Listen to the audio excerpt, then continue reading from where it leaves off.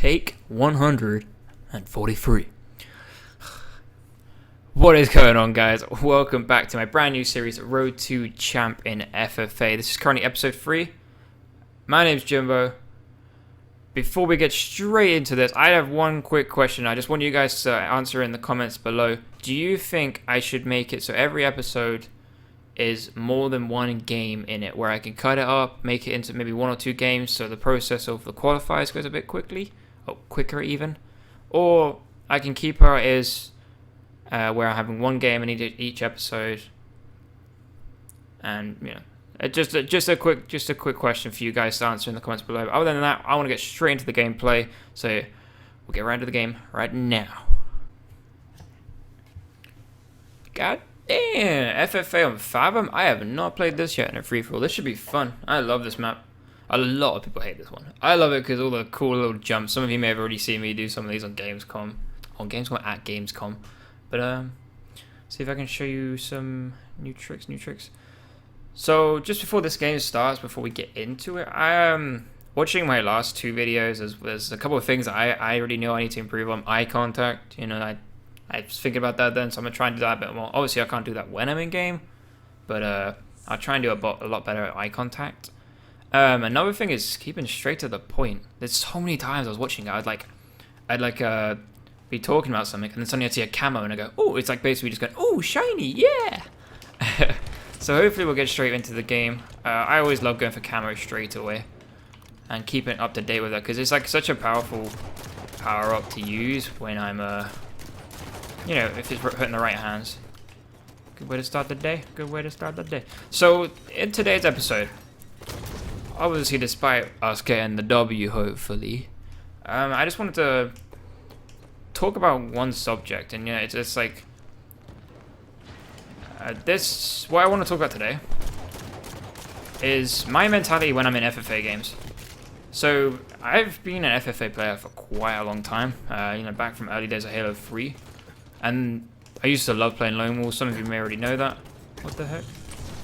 Probably shouldn't have challenged that. Oh my god. What? Perfect. So yeah, I used to be a big FFA player back in the day. And I remember I used to always get so upset when I could see myself losing on the scoreboard. And I remember it really got to my mental game. And then I was sitting there thinking, more recently, I love the way, I love the way that I play FFA now. It's like, even if I'm down 5 kills, 7 kills, 8 kills, if I'm doing really bad, I have this trust within, I don't know, my own gameplay or just my ability to play, that I know I'll have some insane spree.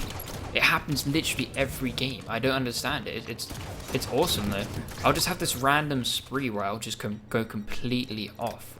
And that's one thing that allows me to be more confident whenever I'm playing FFA on this game. Because I know that I'm going to have that spree. It happens on LAN. It happens in major tournaments. It's been major American tournaments I've been on back on Halo 3. All online, obviously. And I've been down by like I said, 10 kills or something like that. And I've just come back and I've not necessarily come back and go straight at first, but I've come back, and performed. And made it so, okay, that was bad play. I made it so I've gone back into the game, which is it's just a point that I want to try and make. Anyone, just any just FFA player, anyone trying to improve in FFA, I know it's not necessarily as big as it is, as obviously as 4v4, but just if you are that good at the game, and you feel like you're that good at the game, don't ever get worried whenever you're losing by a ton. Try not to look at the scoreboard or do what I did in the last, remember in the last episode, it was episode 1, I kept on saying I'd always aim for the guy above me on the scoreboard.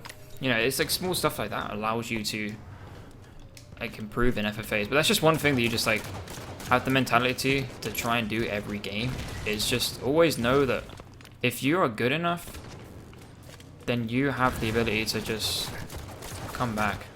Let's see, okay, I'm a bit blurring. I'm blubbering on right now.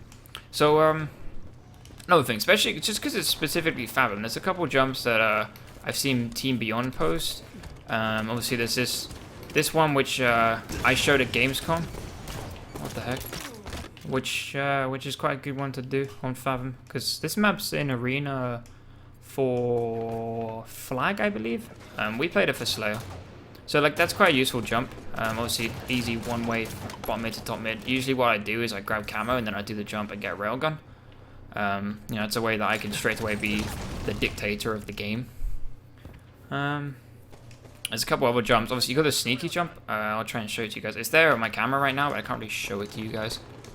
So it's the sneaky jump right here. This is such a useful jump if someone's crouched in treehouse.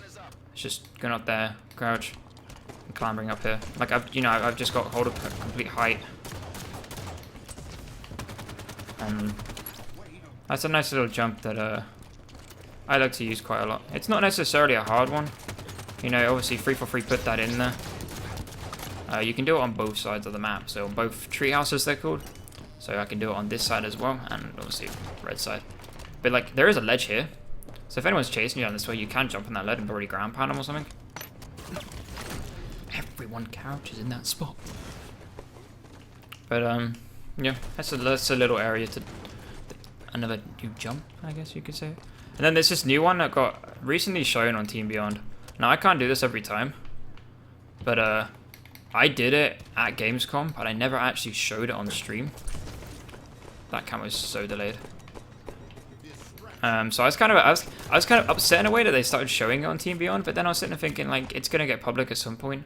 I did it at the start of Gamescom, but I just like I never bothered doing it online because it gave it away. I think I did it once on stream and I went, guys, that's a little secret, you know. But I think it got out a bit too much. But I think one of my main I do this in arena in Slayer, flag, whatever it is. For this map specifically, is I always stay top mid. Top mid is such a good area on this map. Like you're out in the open, but you have angles in everywhere, you know. So it's, and like I said before, it's like on Pegasus in episode 2. I said stay in the top mid area, or not in top mid, that middle area, because you're right in the center of the map. Anything that happens, you hear it and you can react to it. So another advice I give them. This map's a bit different. I don't know. This map's not usually in free for all. I think this is one of the new ones they added since the update. But yeah. So camo's delayed quite a bit. I'm sitting here with quite a comfortable lead. Just Thruster is so useful. Thruster is useful. I'm sitting in a comfortable lead right now. But yeah.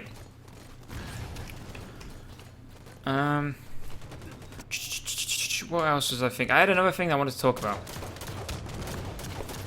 It could be that. Could actually be the thrustering, to be honest. So I remember one thing when I went over to 343 originally when we played against Optic with Epsilon.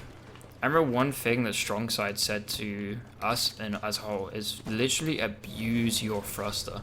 And like I've learned ever since then, I've just like been so good at Halo. It feels like, or Halo 5 specifically, just because I've just constantly in battles I use my thruster back, and you know, I used it as like a gap closer instead of you know, instead of just the ways to get to different places. Yeah, it's good to use it to get to different places on the map. I'll give it the way. Alright.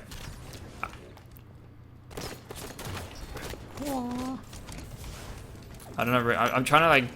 I want to get some dirty ground pound kill for the end, but I don't think it's gonna happen, guys. Where the heck's he going? I need to be careful. I've been spotted.